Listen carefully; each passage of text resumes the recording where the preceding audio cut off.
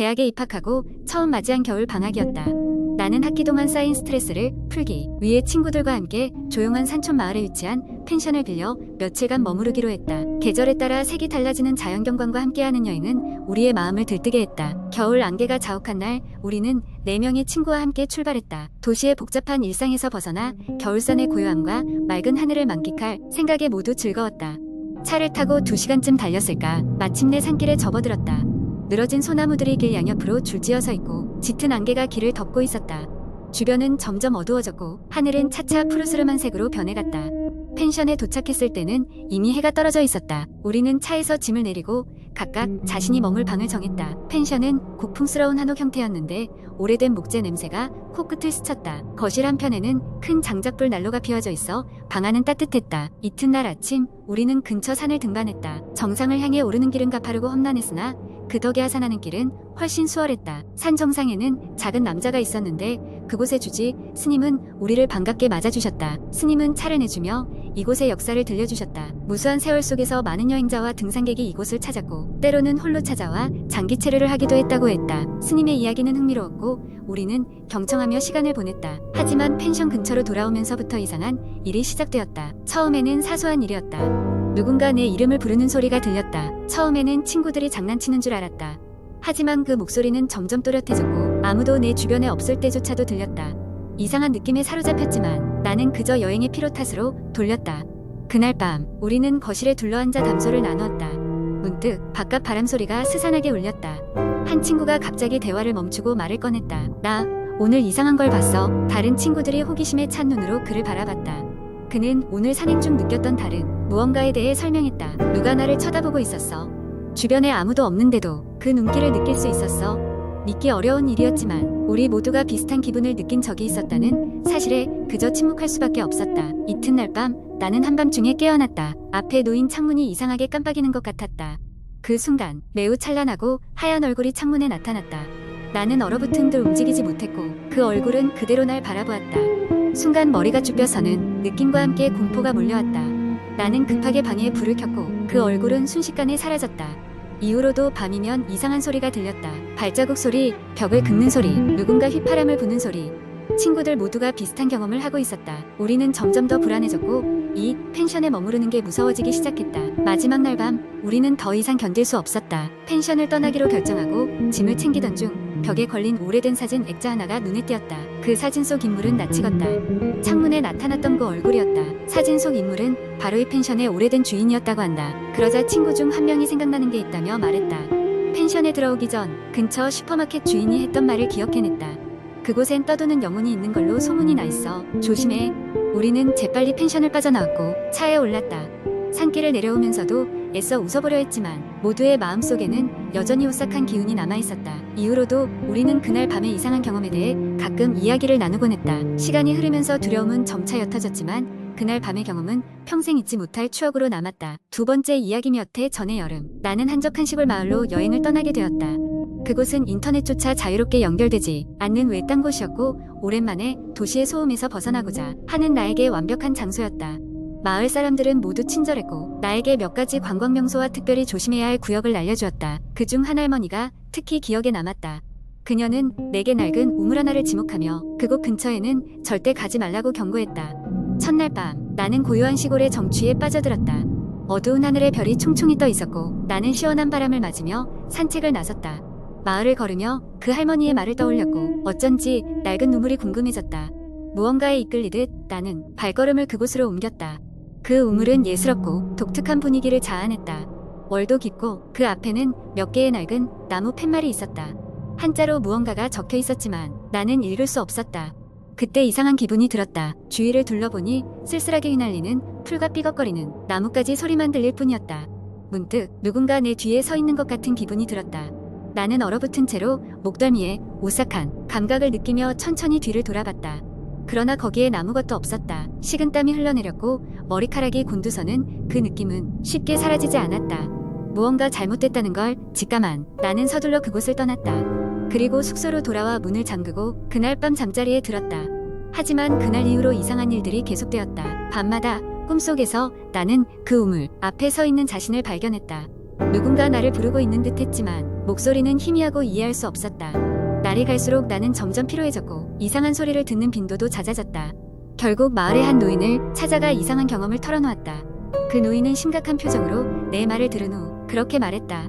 그 우물은 오래전부터 저주받은 곳이라네. 그곳에서 무언가를 보고 들었거든. 다시 그 우물로 돌아가 그들이 원하는 것을 해야만 하지. 그렇지 않으면 계속해서 괴롭힘을 당하게 될 걸세.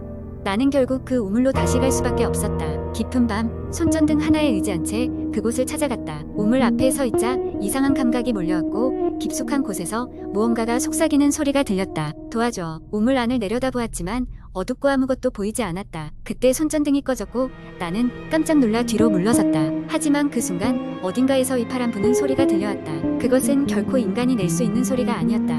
기이한 상황이었지만 나는 결단을 내려야 했다. 할 수 있는 것은 그들이 원하는 도움을 주는 것뿐이었다. 나는 우물가에 바가지에 물을 담아 우물에 서너 차례 부으며 기도를 드렸다. 그것으로 충분하다는 직감이 들었다.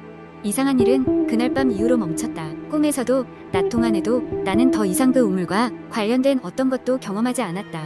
마을을 떠날 때 그 할머니에게 인사를 드리니 그녀는 미소를 지으며 고맙다고 말했다. 이유를 물었을 때 그녀는 말없이 나의 손을 꼭 잡았다.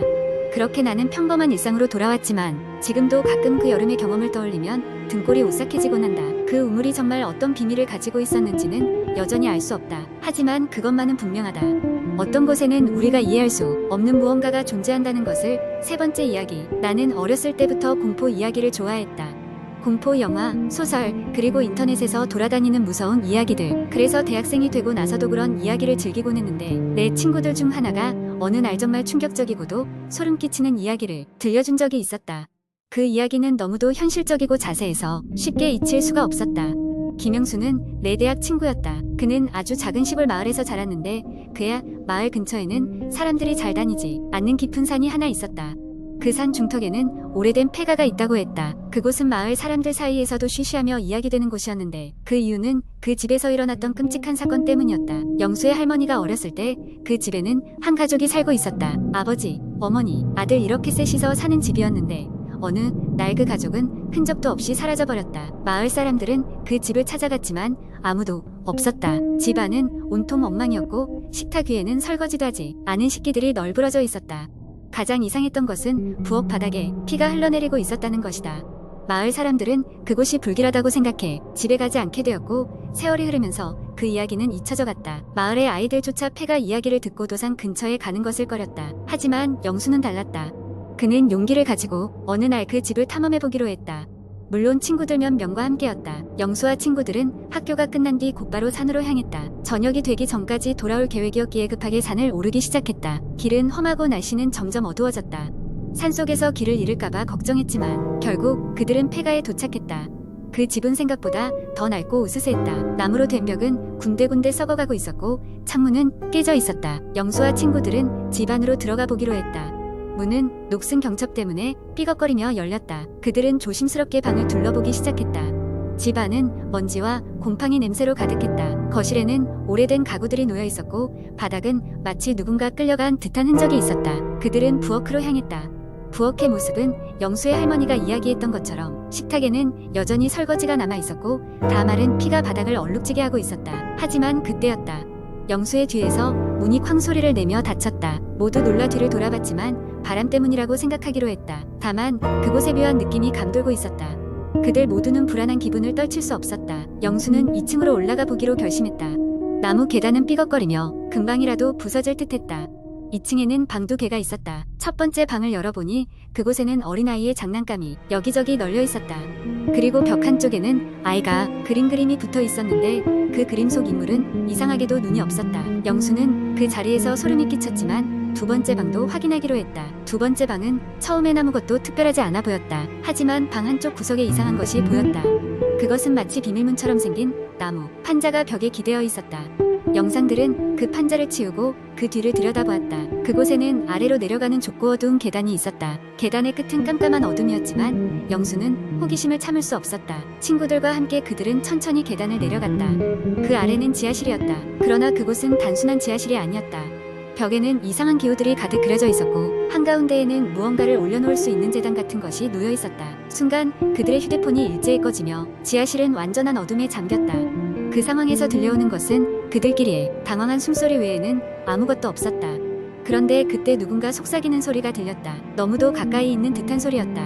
모두 놀라서 위로 도망치기 시작했다. 하지만 이게 꿈인지 현실인지 모를 이상한 느낌에 사로잡혔다. 계단을 올라갈 때마다 누군가 뒤에서 잡아당기는 기분이 들었고 그들은 필사적으로 계단을 올라왔다. 드디어 1층에 도착했을 때 마치 아무 일도 없었다는 듯 집은 그대로였다. 그들은 정신없이 집을 빠져나와 산을 내려갔다. 아무도 무슨 일이 있었는지 입을 열지 않았고 그 이후로도 그 이야기를 꺼내는 것은 금기처럼 여겨졌다. 몇 년이 지난 뒤 영수는 우연히 그 사건에 관해 할머니에게 이야기했다. 그러자 할머니는 잠시 말을 잇고 깊은 한숨을 내쉬었다. 그리고 조용히 이렇게 말했다. 그 가족은 그곳에서 떠나지 않았단다. 그들은 여전히 그곳에 있어. 그들이 돌아오길 기다리고 있어. 그날 이후 영수와 그의 친구들은 그 집 근처에는 다시는 가지 않았다. 하지만 그는 여전히 밤이 되면 그 속삭임이 들리는 듯한 느낌을 받았다. 그리고 이 이야기는 지금까지도 그 마을 사람들 사이에서 전해지고 있다. 마치 그 집이 누군가를 기다리고 있는 것처럼.